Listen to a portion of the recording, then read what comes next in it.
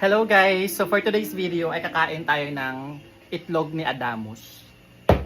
So maalat-alat ang itlog na to kasi nga, 'di ba? Katatapos lang na kanilang pagsubok sa Devas kaya maalat niya. So tikman natin kung gaano kasarap ang itlog ni Adamus. Pero bakit naman dumidikit yung balat?